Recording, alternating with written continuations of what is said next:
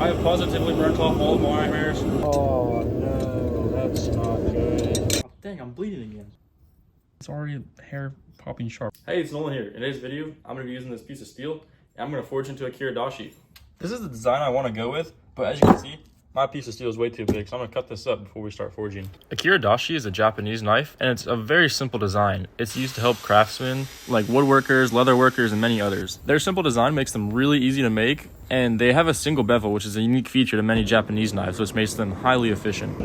It's not often that I use this hammer because it's so big and heavy, but sometimes I do it just for fun, and it moves material really fast. The piece of steel I'm using is way thicker than I need it to, so the first thing I'm going to do is just thin it out. That's why I'm using the giant hammer. Oh, my left arm is so much weaker.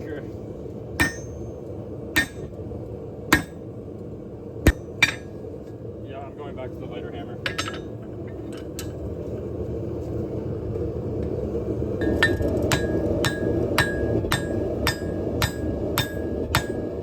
I got it most of the way forged out, but like I said earlier, I'm going to put a little kind of a bevel on the back, or a taper.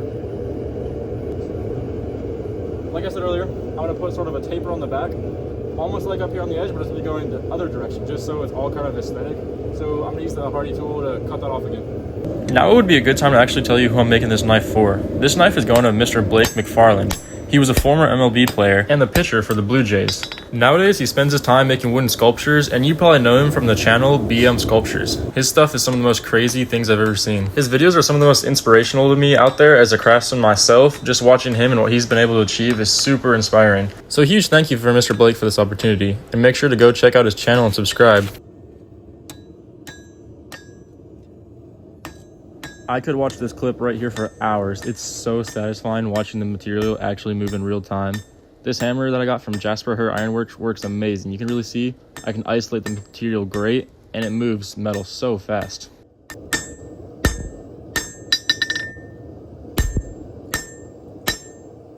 Now what I'm doing is I'm using the really flat face of this hammer, and I'm using the corner of the anvil, and I'm really trying to isolate that middle peak so that it's as pointy as possible. It's not gonna be sharp, but just having that sharp transition makes it stand out and look a lot better. So that's why I'm using the flat hammer, and it works good.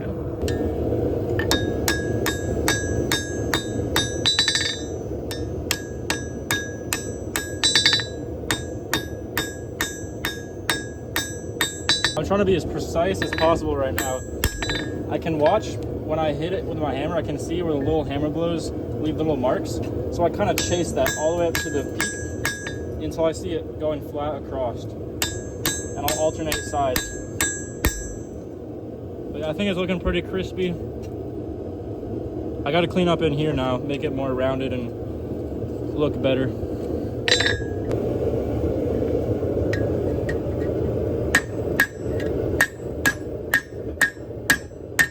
Alright, so I basically finished forging it.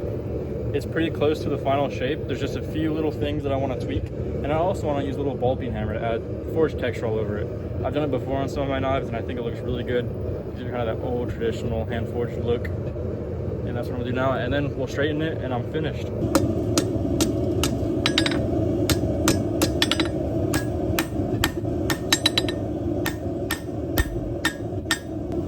Now I'm just going to hundreds or thousands of these little taps to give that texture.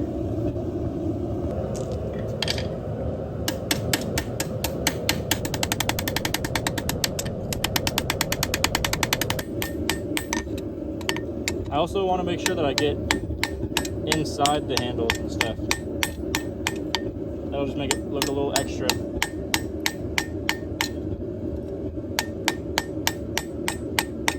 I think it's about time to put my maker's mark on it.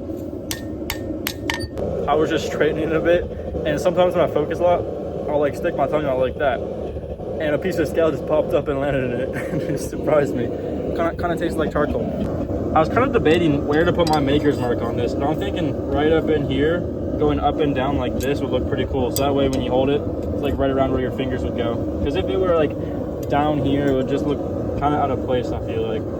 This part is always so nerve-wracking because I only have one attempt at it. If I don't get it right on the first hit, then if I try again, it'll probably double hit and I won't get it perfectly crisp.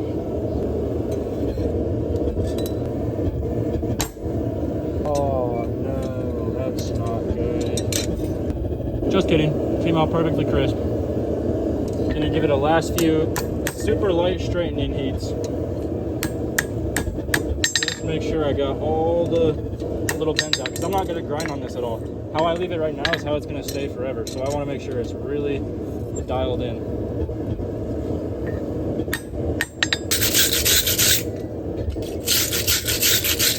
Well, there we go, it's all forged out. I'm pretty happy with how it looks right now. I will be grinding up here a bit, so that'll change, and I think it'll look pretty good when it's all done. All right, so here's how it's looking after forging. It's got a really nice forged finish. I love the texture on it, and my maker's mark came out very crisp. Now I'm gonna grind in the profile just a little bit more.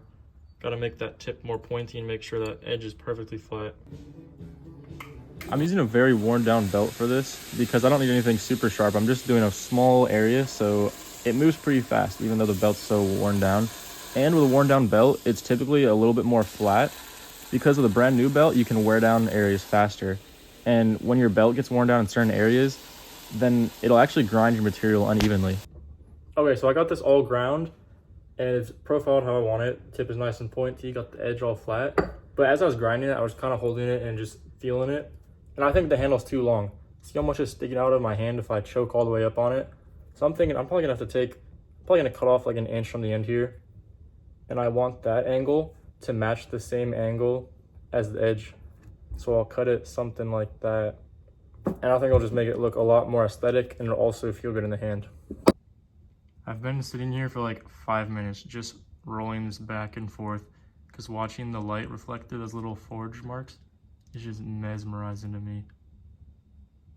It's like watching water move or something if I do it real slow. I've also decided after I got it profiled, I'm gonna go straight into the quench. I'm not gonna grind the bevels on it before I heat treat it because I've done that before in the past. And the edge gets really chippy. Or like little tiny microfractures appear. And I don't want that. I want this knife to be really good. So I'm gonna learn from my mistakes and I'm gonna heat treat it now. I'm gonna be doing the 3 normalization cycles on it like normal. I just said normal twice. You get the idea. I'm gonna be doing it to reduce the grain size so that this knife can be super tough, but also I wanna get it as hard as possible so that this knife has really good edge retention. But right now we just gotta wait for it to heat up.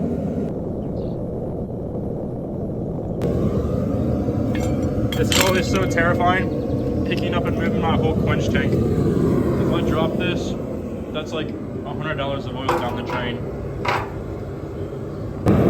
Before I quench this, I want to make sure the heat is even over this entire knife, because if I leave the back here, like see where my tongs were and it's cool, if I were to quench that whole knife, then I would get some odd discoloration from where it quenched and hardened and where it didn't. So I gotta be careful to make sure this whole thing gets a nice even color.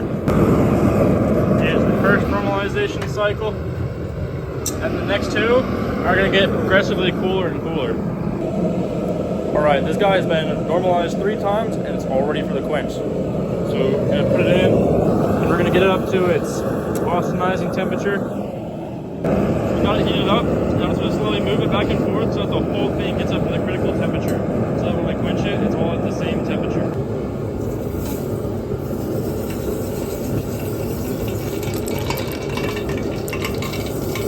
I have positively burnt off all the wire hairs, but that's okay. It looks good. Well, the quenched very well. It's nice and hard. File won't scratch it.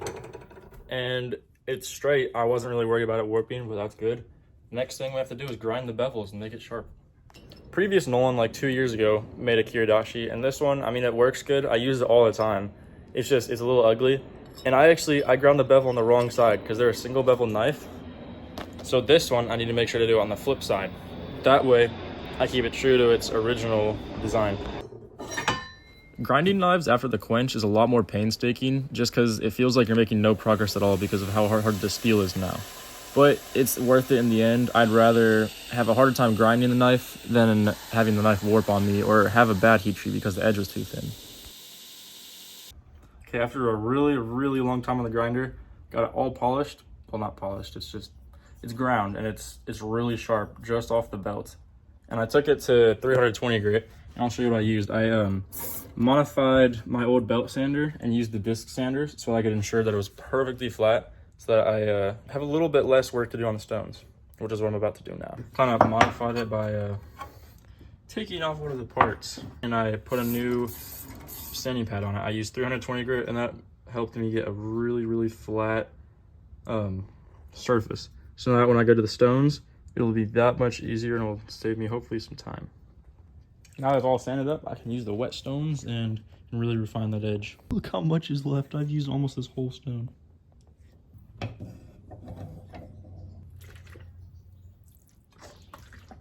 Start off by making sure the back is perfectly flat.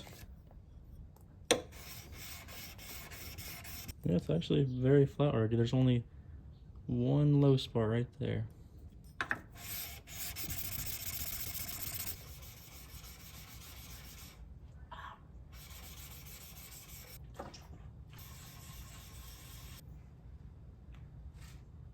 Got a really good burr on this side, so now we can flip it over and I can start working on the bevel.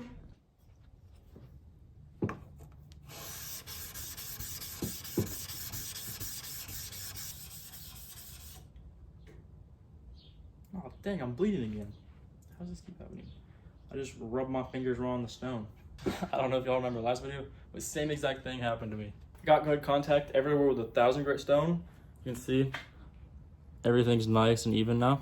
So we can flip over the stone, start using the, I can't remember if it's 3000 or 6000. But anyway, we're going up in the grit.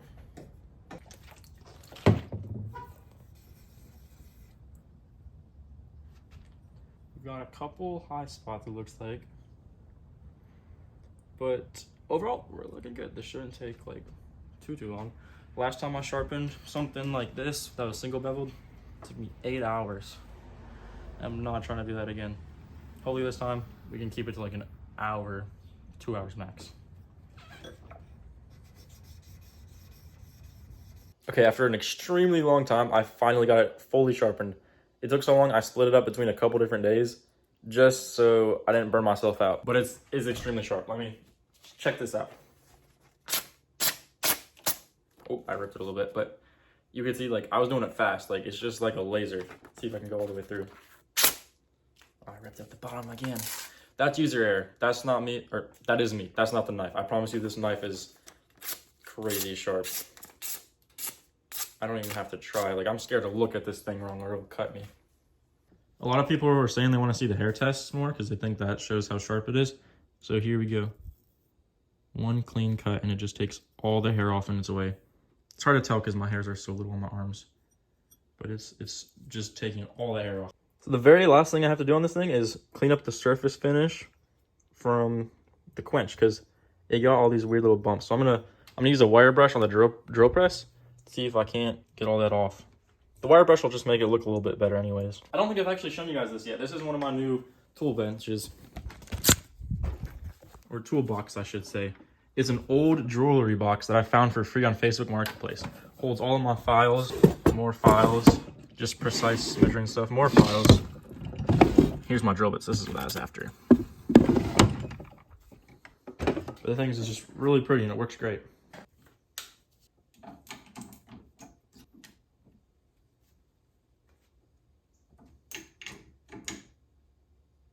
With these wire wheels, always use the proper PPE because these things are scary dangerous.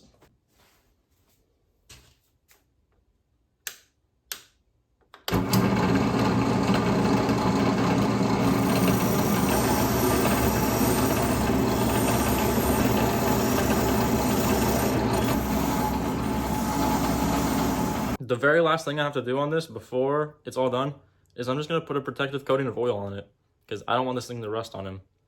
And I know it's super humid here where I live and this thing would just rust if I left it like this. So I'm going to put some beeswax, mineral oil kind of mixed thing on it and hopefully it works. I don't know why I said hopefully it works. I know it works. I've used it on all my tools and some of my knives. It works really good. For this, I just need the wax and a blowtorch and a paper towel to rub it in. And the knife, of course. I'm going to super gently heat all this up with a torch. Just hope that beeswax kind of soak in a little bit more. Not hot at all. I'm just doing it on my workbench. It's not even hot enough to burn the wood. So I'm going to take a little pop of this, smear it on there. Hit it again.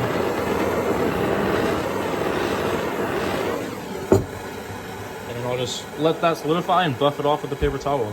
It's easy as that. With that all said and done, this concludes my projects, and be sure to stick to the end to see the final results. But thank you so much again to Mr. Blake for this opportunity, and I really appreciate you guys watching this video. I hope you enjoyed it, and God bless.